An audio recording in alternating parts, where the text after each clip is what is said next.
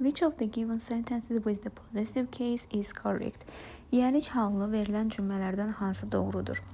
A variantında Mr. Aliyev's car is parked outside. A variantındakı səhvliyimiz müəyyənlik artiklının istifadə olunmamasıdır.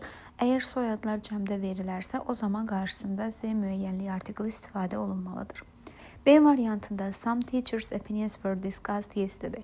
Some'dan sonra sayılan isim cəm gələ bildiyi üçün bu zaman burada S apostrof olmalıdır ki, düzgün yiyəlik halı olsun. Kəmiyyətlə ismin uzlaşması doğru olmadığı üçün B variantı səhvdir. C variantında my parents' house is near the city center. Mənim valideynlərimin evi şəhərin mərkəzinə yaxındır. Mənim valideynlərim dedikdə ata-ana ikisi bir yerdə nəzərdə tutulduğu üçün ismin cəmdə verilməsi və ailə olaraq bir evdə yaşamaqları doğru götürüldüyünə görə tərcümə və qrammatik cəhətdən C variantı düzgün götürülür. D variantında I borrowed these girls books yesterday. These işarə vəzindən sonra biz sayılan cəm isim yazmalıyıq. Girl ismi tək də verildiyi üçün yanlışdır. İşarə vəzli ilə ismin uzlaşması doğru olmadığına görə D variantı səhvdir. Və Y variantında the children's playground was newly renovated.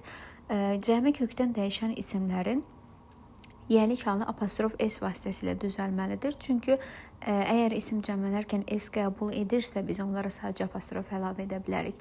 Bu ismin cəmlənməsi isə artıq kökdən dəyişməklə baş verdiyi üçün təkrarən S əlavə etmək gərək deyil. Ona görə Y variantı da səhvdir. Doğru cavabımız C variantıdır.